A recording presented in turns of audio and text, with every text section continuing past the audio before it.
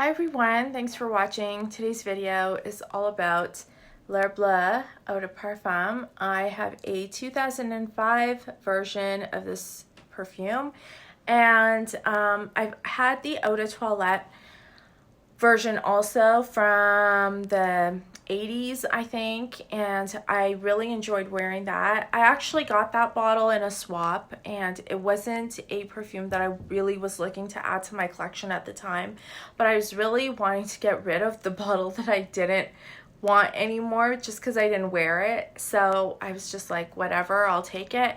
And then the more I wore it, I found that it was a really easy wear for me, first of all, and secondly, I just really loved wearing it. I loved it so much. I would wear it on the weekends a lot. I would respray it all the time. And then of course I got sick of it, so I gave the perfume bottle to my mom and I left it at her house. And I found that when I got back, I actually missed it. I missed wearing it. And so I was kind of keeping my eye out for another bottle. I had the Eau de Cologne version of the perfume on my wish list for the longest time, but just never bought it. And then I saw this bottle come up for sale and I kind of went for it. If you are looking at getting a bottle of L'Heure Bleue, these have been re-released as part of the Legendaire collection by Guerlain. So if you go on their website or you go to a Guerlain boutique, you can actually find all the kind of old school Guerlains. They're in this kind of a bottle, but they have a white label on them. And so they have L'Heure Bleue, they have Mitsuko, they have Jiki, they have Insolence. They have a few of them that are kind of, the old school, well-known Guerlains that people kind of love and collect and keep wearing. This is kind of one of those perfumes that people wear forever, right? Women talk about it, that they've worn them forever and ever and ever. It just becomes people's signature scent, and I can kind of see why. They're quite unique. They're totally unlike anything that's in new perfumery, I would say, and so they're interesting to wear for that reason. L'Heure Bleue has definitely become part of my perfume wardrobe. This is the bottle that I never put away just because, like I said, once I don't wear it, I find myself missing it quite a bit. They have L'Heure Bleue as an eau de parfum and an eau de toilette. The new bottles are about $150, and the eau de toilette I think is less than that. I think it's around $130. So if you're looking into that on the Guerlain website, you should be able to see them. But if you want to buy an older bottle, these are definitely floating around on the internet, on eBay, on forums, everywhere, and they're quite easy to find. So I always like buying a used bottle over a new bottle just because I feel like the onus of finishing the whole bottle is kind of taken away, and so I like that. I also really like the style of this label. It does kind of remind me of the older, even older bottles that Guerlain perfumes and extrays. There's like a little fruit fly floating around. Extrays used to come in, and so I love the detail here. Definitely the opulence of this sort of label is more my style. I don't really like things that are too minimalistic. That's just not me. But to each their own. I've read a few reviews that have said that the newer juice is a little bit more musk heavy. Maybe there's aroma chemicals in there that are in greater quantity, and so they might read differently than the older bottles do, but I haven't smelled them for myself. If you have, you can report back and let me know what you think. All I've tried is the older eau de toilette from the 80s, and then this one, like I said, this is from 2005. Okay, so L'Heure Bleue is definitely perfume with a capital P. I feel like this is up there with, Chanel No. 5 as just being kind of an iconic perfume. It was created in 1912, and the perfumer was Jean-Paul Guerlain back then.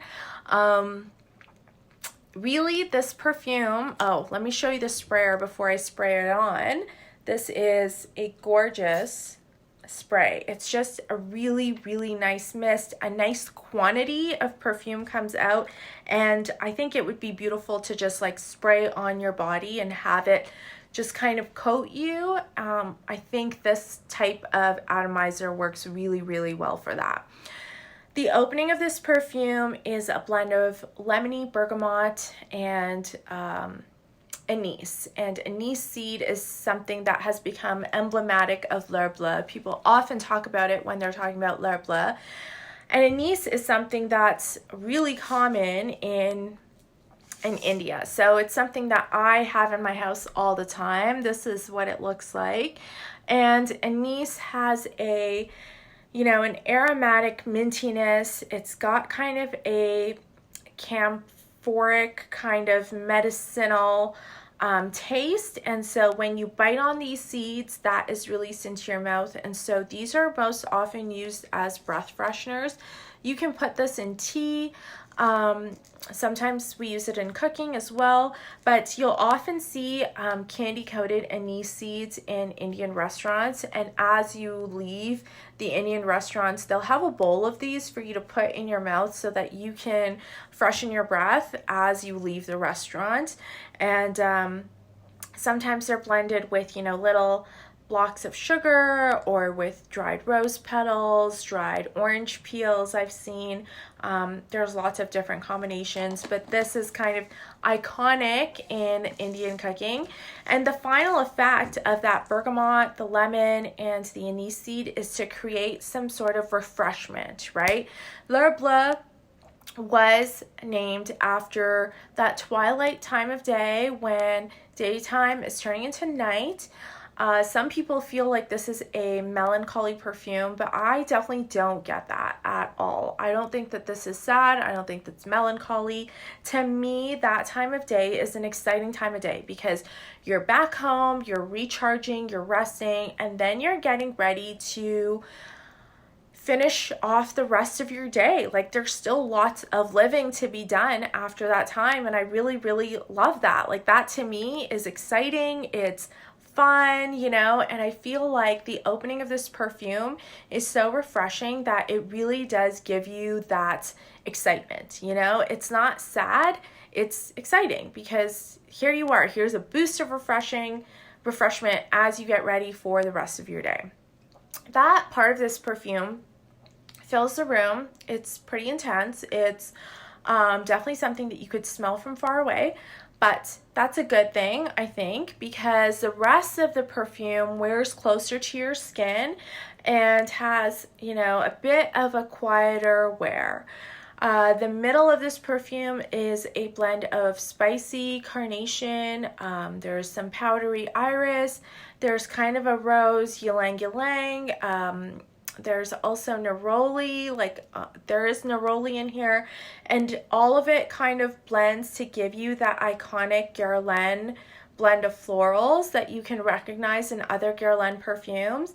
But really, I think for me, it's the carnation and the iris that stand out. There's a bit of a real powderiness that kind of makes me think of, getting ready to go out again. The dry down is something that wears very, very close to skin, and really you can only smell it, if you're really close to a person.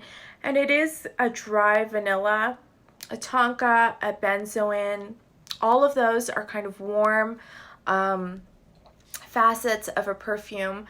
I wouldn't think of this being an amber in the way that we have modern ambers now that are really quite warm, a little bit heavier, and sweeter as well, because this is not sweet, heavy, but there is kind of a skin-like warmth. It's warm like a hug is warm. It's not warm like, a heated blanket is warm. It doesn't hit you over the head with its warmth or its amberiness. It's just a little bit more subtle, and it's really refined and restrained in its warmth. And I really, really enjoyed that aspect of this perfume as well. I think that juxtaposition of the refreshing opening with the, restrained warmth is really beautiful. And I think that's what makes me love this perfume so much, because I like both aspects of that perfume. I like that it's, you know, so boldly refreshing in its opening, and then it is just quieter in its dry down and still warm and interesting all the way through. I think that this is one of the perfumes that I've gotten so many compliments on when I wore it. And sometimes you have to take compliments with a grain of salt, because I don't know if people are complimenting me because they can smell that I'm wearing a perfume, and this really does smell like an old school perfume, you know?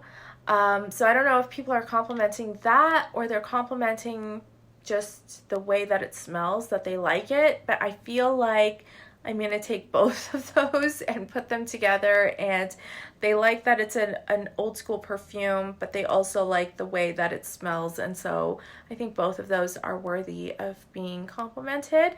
And yeah, if you get a chance to try this, let me know what you think. And definitely it is one that is out and part of my rotation is all times, because I just enjoy it that much. Thanks for watching, and I will see you next time. Bye-bye.